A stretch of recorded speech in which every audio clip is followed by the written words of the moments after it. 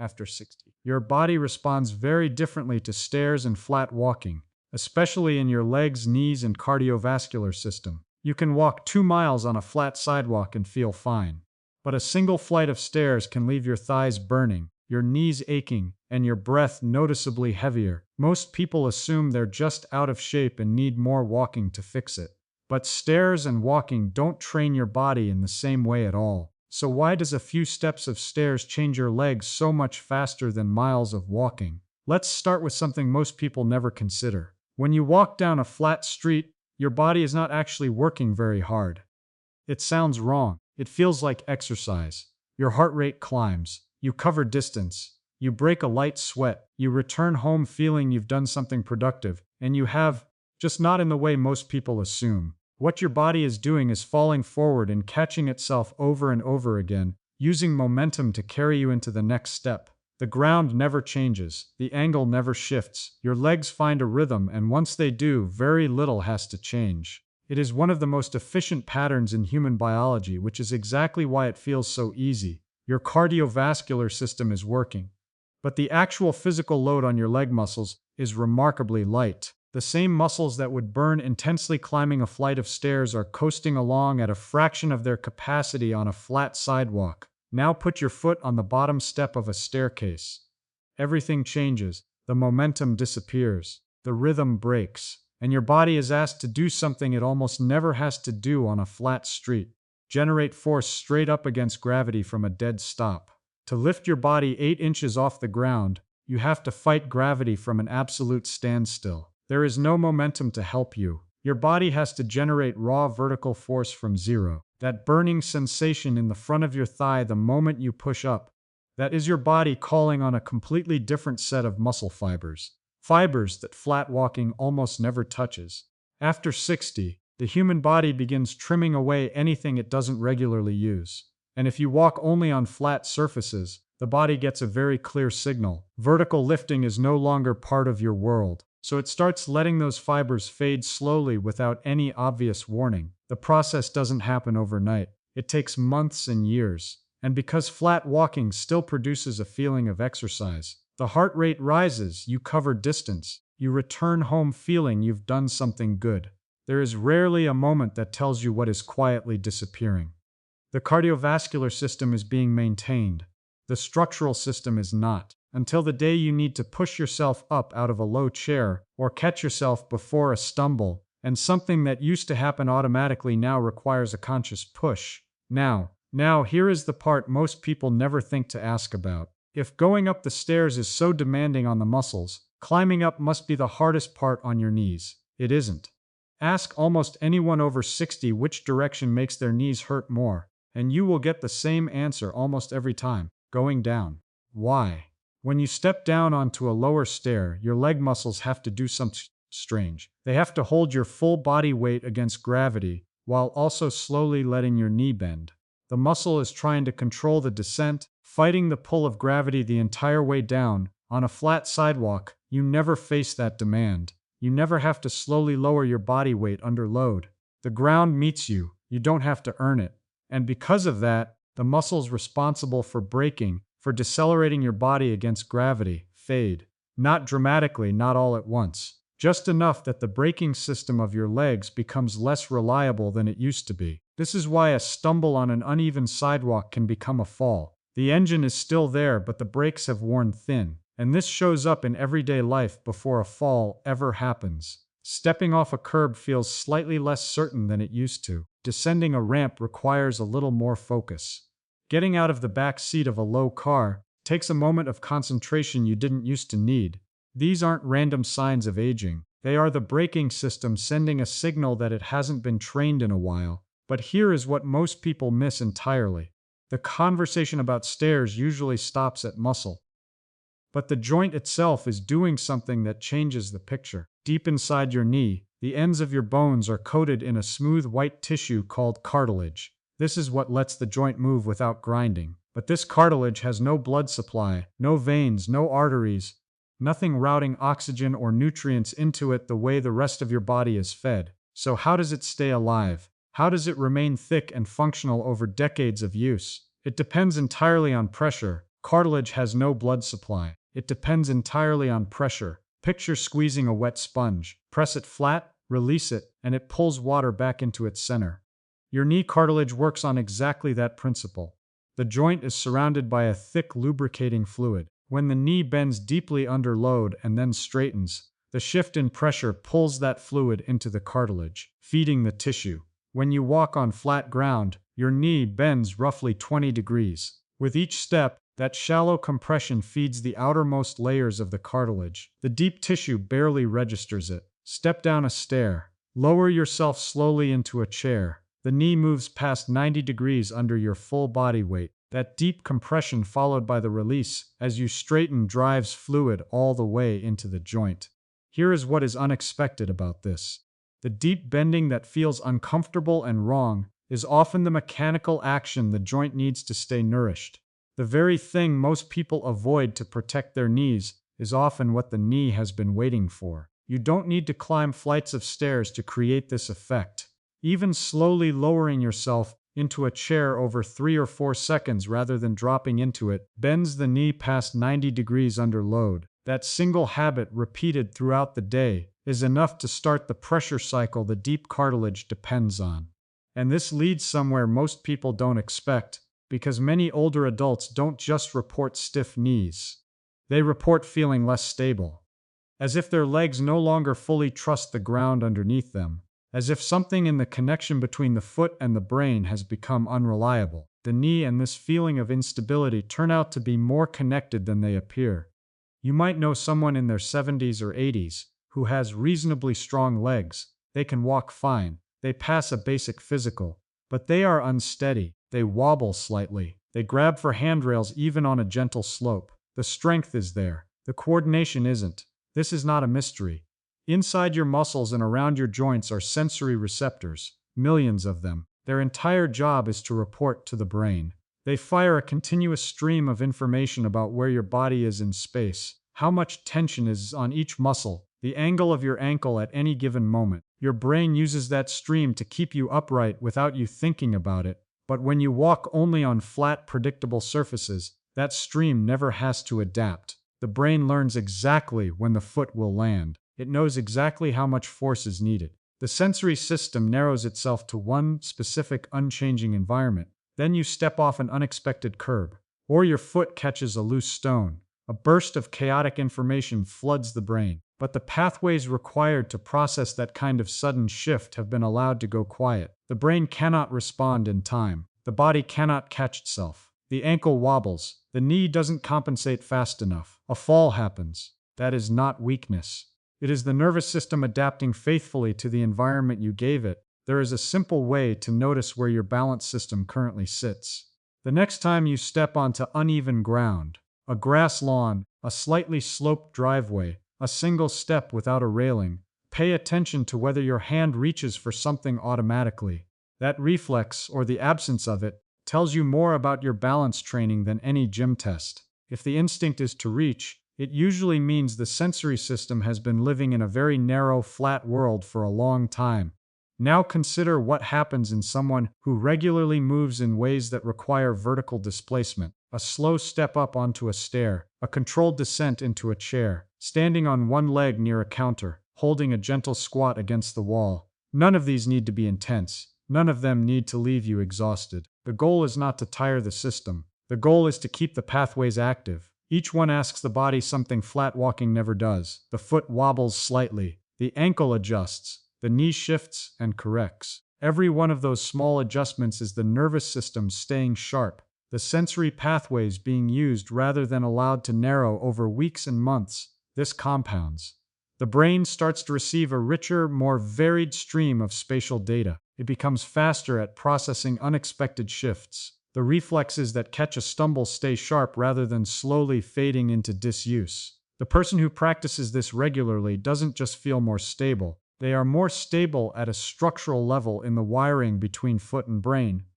Here's the part nobody tells you. There is a muscle deep inside your calf that changes everything about this picture. Underneath the larger calf muscle you can see and feel sits a flat, wide band of tissue. It runs deeper. It attaches lower. and it does most of its work in one specific condition. When your knee is bent, the moment you bend your knee, stepping up, lowering into a chair, descending a stair, the larger outer calf muscle effectively powers down, and this deeper muscle is left to hold the structural weight of your entire body on its own. This is why slow step-ups and wall squats feel so uniquely difficult in a way that regular walking doesn't. You are placing this specific tissue under a heavy, sustained demand that almost nothing about flat surface movement ever creates. And this is where it gets interesting. When this deep muscle is working under that kind of sustained load, it appears to pull fuel directly from the bloodstream in a way that flat walking doesn't trigger to the same degree. The contractions themselves open pathways that draw glucose directly into the working tissue without waiting for the usual signals that normally govern that process. That helps explain why 60 seconds of stair climbing can leave your legs feeling more worked than 10 minutes of casual walking. The distance covered is not the measure, the direction is.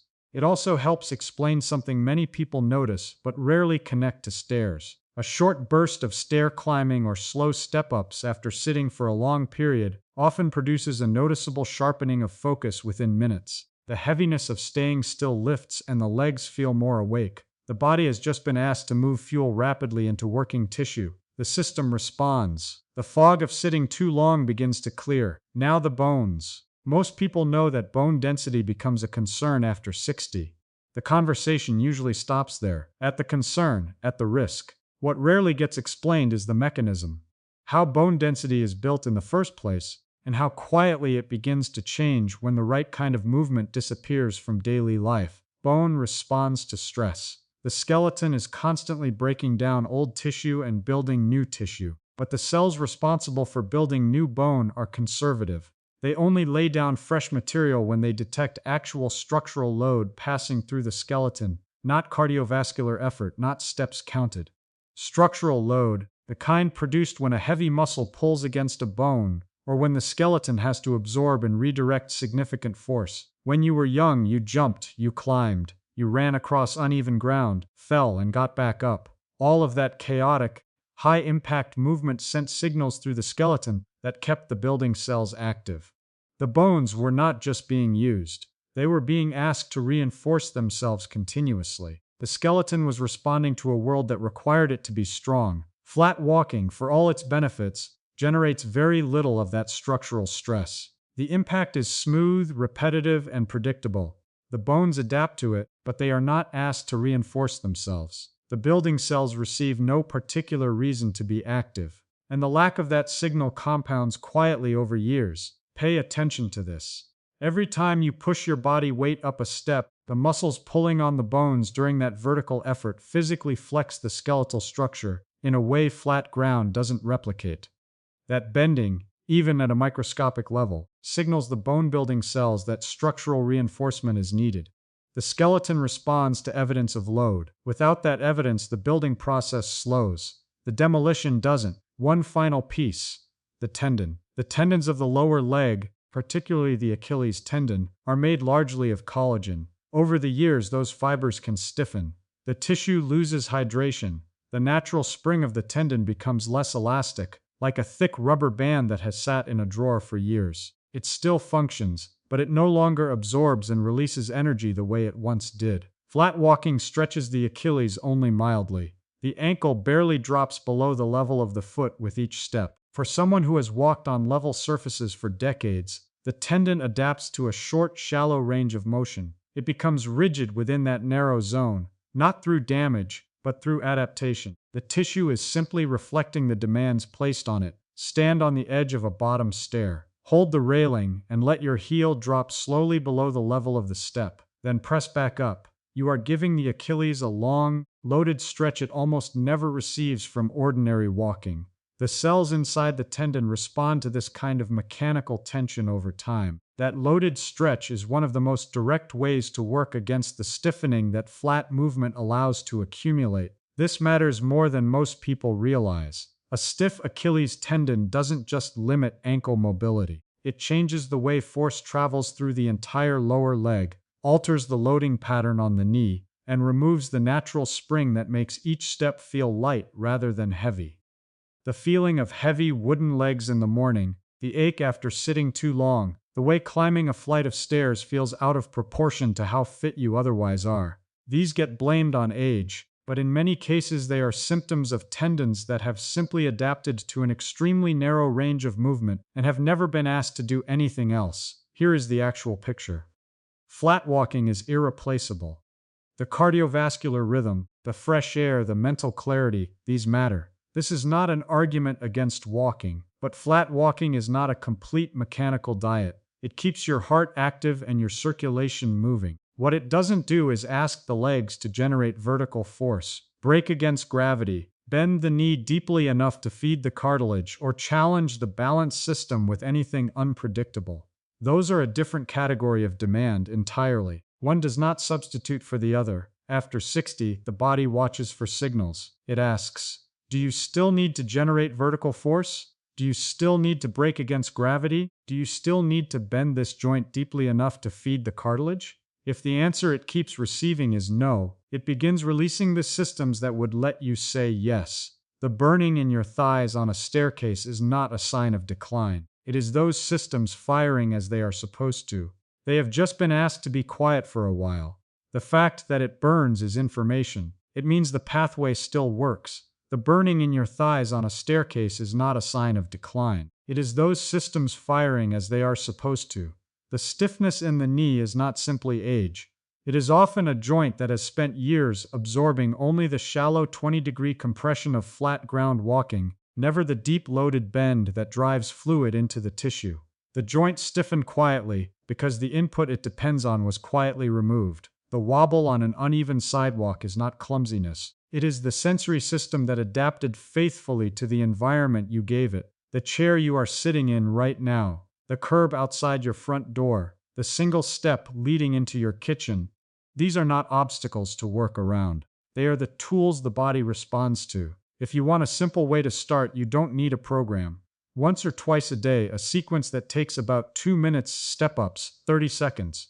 1 foot at a time, pressing up slowly, lowering with control. Chair lowering, 30 seconds. Standing in front of a chair, bending the knee until you just touch the seat, then pressing back up without dropping. The slow descent is the part that matters. That is where the braking muscles and the deep cartilage compression both get their signal, single leg standing.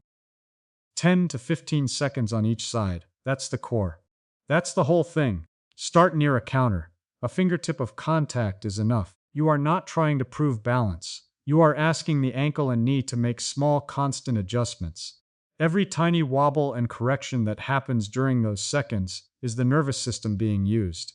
The sensory pathways are firing. The brain is receiving spatial data it doesn't get from flat walking. Those micro corrections are the training. Over days and weeks, move your hand further away or briefly close your eyes.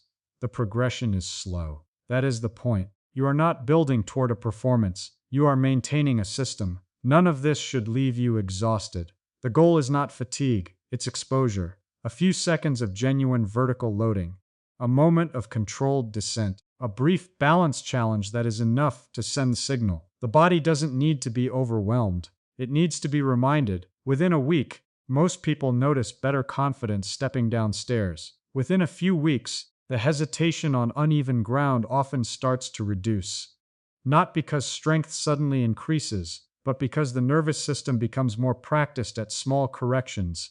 Going up the stairs slowly without pulling on the railing. Feeling your leg do the work. Lowering yourself into the chair over 3 or 4 seconds. Noticing the tension in your thighs rather than dropping into the seat. Standing on one leg near a counter for 10 seconds. Then 15. Then longer as the weeks pass. These are not exercises. They are mechanical conversations with your own biology. And unlike a walk around the block, they speak directly to the systems that determine whether you stay structurally capable as the years go on. And the body, it turns out, is very good at answering when you ask the right questions.